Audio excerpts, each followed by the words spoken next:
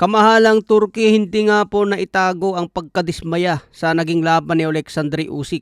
Sabi ni Kamahalang Turkey, palpak ang pagpapatigil ng referee. Dapat hinayaan lang umano ng referee na ipagpatuloy ni Rico Verhoeven dahil matatapos na ang oras sa round 11. Sabi ni Turkey, kontrolado ni Usyk ang laban sa dulo. Pero kung hinayaan ng referee na matapos ang laban, mas makita sana natin ng mas malinaw ang resulta. Sabi pa ni Kamahalang Turkey, gusto niya makita ang rematch. Pero nakadepende raw kay Usyk kung sino ang gusto niyang isunod na kalaban. Nakaabang umano si Agit Kabayel para next fight kay Usyk at target ganapin sa Germany. Kung manalo si Usyk, target ulit ni Kamahalang Turkey na ikasang rematch kay Rico Verhoeven. Dahil sa score umano ni Turkey, lamang si Rico Verhoeven bago pa matapos sa round 11. Kaya dismayado si Kamahalang Turkey sa ginawa ng referee, mga boss. Isang former kickboxing champion na nagkaroon lamang ng isang panalo sa boxing. Pinahirapan niya at tinalo pa sa puntos si Alexandre Usyk. Pound for pound fighter yan si Usyk, mga boss, hindi yan magtataho lang. Kaya nakakabilib din ang pinakita ni Rico Verhoeven at nakayanan niyang tumagal hanggang round 11. Medyo napagod na lang siya sa dulo at nagkamali ng kamada kaya nasingitan ng uppercut. Kung hindi na sana siya sugod ng sugod kay Usyk, sinigurado na sana ang lamang niya sa puntos. Hindi sana nasingitan ng uppercut. Kaya nagkamali din si Rico Verhoeven dun. Kadalasan kasi sa boxing kapag lamang ka na sa puntos, medyo laylo ka na eh.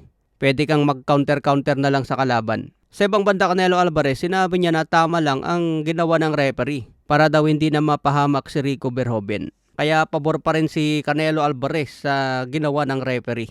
Sa ibang banda, may post nga po si Alexandre Usyk, mga boss, at may palusot na siya. Ayaw lang daw niya maboring ang mga fans, kaya ganun ang ipinakita niyang laban. Ayaw niya lang daw na maboring tayo, kaya pinatagal niya ang laban. So ano ang masasabi niyo sa payag ni Usyk, mga boss? Kahit mismo si Max Kellerman, mga boss, dismayado rin sa referee. Yun na nga lang daw yung iisang trabaho ng referee, palpak pa. Isang pound for pound ang lumalaban at heavyweight championship ang nakataya kasama ang daring belt.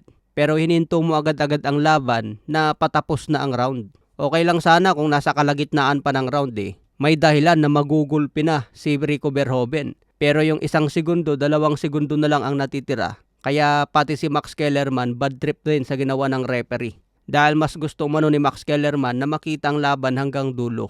Sa iba pang balita, sinabi na rin po ni Rico Verhoeven na magpapile na siya ng reklamo dahil parang naisabay daw yung pag-ring ng bell at pag-awat ng referee. Kaya mahirap din kapag ang referee kabado, mga boss eh. Samantala, Canelo Alvarez, sinabi nga po sa press conference niya kay Christian Mbili, hindi raw matatalo si Canelo Alvarez. 0% ang pag-asa ni Christian Mbili. Kahit edad 50 na umano si Canelo Alvarez, hindi pa rin daw siya kayang talunin. Pero banat naman ni Christian Mbili, gugulatin niya si Canelo katulad sa ginawa ni Terence Bud Crawford. Kaya abangan po natin ang bakbakan nila September 12.